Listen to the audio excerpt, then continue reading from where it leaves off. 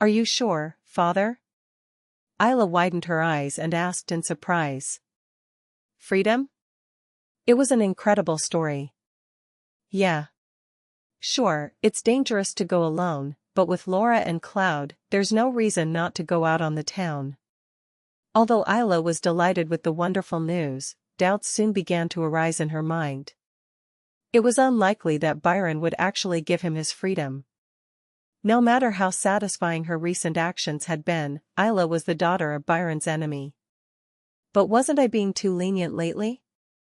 He always let her carry a gun, and even let her out when they went out. It was a decision that made his sincerity doubtful. And that night, Ayla suddenly understood why Byron had been so kind to her.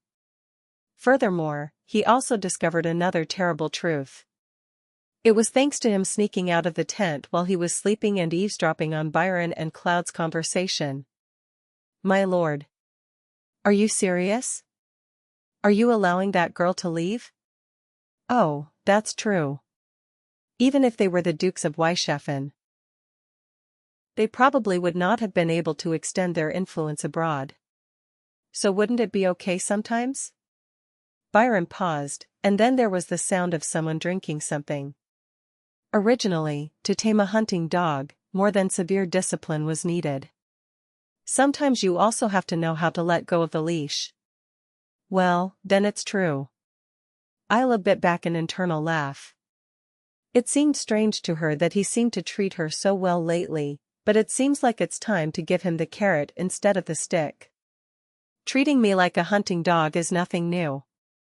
She had experienced it so many times that she's used to it. Look forward to the future, when that dog bites your throat out, Ayla thought, concentrating again on the sounds coming from inside the store. Why, Cloud? Are you afraid that the girl will run away? Surely that fool, who so firmly believes that I am her father, wouldn't do it, but even if she did, what's the point? You know I cursed her, right? Byron said in a mocking voice. And Ayla, who heard that story, felt her heart sink. A curse. Hearing that terrifying story for the first time, Ayla felt a chill as if someone had poured cold water on her back and lowered her hands. As if there was a cursed mark there that she didn't know about. I know it's unlikely, but if that girl betrays me and leaves, I will kill her before she says a word to anyone. If I activate the curse, that girl, wherever she is, will die in an instant. Ayla felt her breath catch. Yes, even if he had brainwashed her from a young age to believe that he was her biological father, he should have realized long ago that he couldn't have kept his enemy's daughter at his side without those ties. And what I feared most was this. The fear that, even after returning to the Duke's house, she would be forced to follow Byron because of this curse. Shouldn't she kill Roderick even if she knew he was her biological father? No. That won't happen. It would be wiser for her to die alone. It was while making that promise. Inside the store, a hopeful story was heard, like a ray of light in the deep darkness. As for that curse, Cloud opened his mouth, his voice slightly muffled by pain. His voice had a hint of guilt. Because? Oh, maybe you're doing this because you're afraid Ophelia will notice. That's all. He simply lifts the curse right before sending her to the Duke's house. He mentioned her mother's name and said he would pick her up before sending her back to the Duke's house, in case her mother noticed. How did my mother find out? Ayla bit her lip. She felt like there was so much she didn't know about her mother. As he thought about it, memories of his past life suddenly came to his mind. Just before entering the Duke's house, she remembered that she was taken before a shaman and that an unknown ritual was performed on her to ensure her success. Was it a ritual to break the curse? It wasn't certain, but after listening to the conversation, it seemed like a pretty plausible assumption. If so, it had been truly lucky. His hands and feet were still shaking, and he was sweating coldly, but he felt like he had lasted a little longer, could break that terrible curse. I should be back soon. Laura could wake up. If he woke up, it would be fine to make an excuse that he had to go to the bathroom, but if it was too late, it would be difficult. Ayla left Byron's tent behind and hurried back to her bed. It was late the next night when Byron's party reached the sea. It was not a pier, but a rocky shore. For Ayla, who had vaguely imagined a dock when hearing about a boat ride, this was a somewhat disconcerting sight. It was the first time she had seen the sea in person, but she had seen dock scenes painted several times during her time as a princess. Although it was a little different from what she had imagined, Ayla found herself captivated by the seascape she had never seen before. The darkness made it difficult to see in the distance, but the white waves breaking in the moonlight were overwhelmingly beautiful. The sound of the waves sounded like a beautiful song. That sound seemed to dispel the fear that Byron could die at any moment if he wanted to. The salty and penetrating aroma of the sea, the sound of the waves. Ayla, fascinated by these things, briefly lost track of reality. He came back to reality when he saw that a ship was being prepared for smuggling. He was so surprised that all other thoughts vanished. Are you going to cross the border on this boat? Ayla thought the same thing, but she wasn't the one who mentioned it.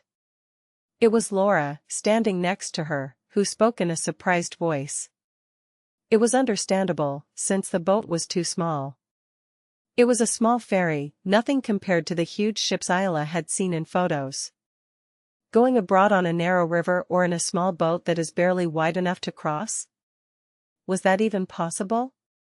No, this ship will only take us to the merchant ship we were supposed to take to Inselkuf. Cloud shook his head and responded. The ship seemed too small and flimsy, but it seemed to be a temporary means of transportation. Cloud continued his explanation, saying that because there are strict controls when boarding a merchant ship heading abroad from the dock, there is no choice but to transfer in the middle. Aren't you going to leave? Are you planning to stay here all night? As Cloud's explanation grew longer, Byron, who had been feeling uncomfortable, became angry and expressed his discontent. Excuse me. Please come up, miss. We're leaving. Cloud held out his hand to Ayla with a bewildered expression, and she took it and climbed onto the ship. There were 5 people on board, including Ayla. Byron, Cloud, and Laura were the only 2. Apart from them, there was only one boatman. Apparently the other people moved differently. Well, it made sense, since the 5 of them were the only ones who posed a danger to others. After making sure everyone was on board, the boatman began rowing. The small boat slowly moved away from the shore, and the land was soon engulfed by darkness, disappearing from sight. Floating in the pitch-black sea on a dark night, with the help of a small flashlight, was a somewhat disturbing but interesting experience. How far had they advanced? A bright light flickered in the distance. It was the signal of a merchant ship. Can I go? Yes, please. When the boatman asked while looking at the light, Cloud nodded. Soon, the small boat they were traveling in reached the huge sailboat. Seeing them, the sailors lowered a rope ladder from the deck. Byron was the first onto the boat, clumsily holding on to the ladder with his hooked prosthetic arm and his remaining hand, and then it was Ayla's turn. As everyone climbed onto the deck, a man who appeared to be the captain of the ship greeted them politely. It is an honor to have you as my guest. Count Senespan has repeatedly asked me to treat him well, as he is an honored guest. Ayla studied the captain, intrigued by his unfamiliar accent. His tanned skin and distinctive way of speaking suggested he was a foreigner, but the mention of Count Senespan suggested he came from the kingdom of Inselkuf. Thank you. Please take care of it, Byron grunted. The captain was understandably offended by such an arrogant and anonymous stranger, but he bowed and tried to please Byron. I have prepared water for you to wash in the cabin. Please come down. Yeah. I was already very tired and wanted to rest, so this is good. Byron nodded, and a sailor led them to his cabin. The room where Ayla was staying with Laura and her mother was simple, with 3 small beds and a small table. The crew apologized, saying the room was unkempt because it had been hastily prepared on a freighter, not a luxury cruise ship, but in fact it was a room of luxury incomparable to the suffering he had endured sleeping rough.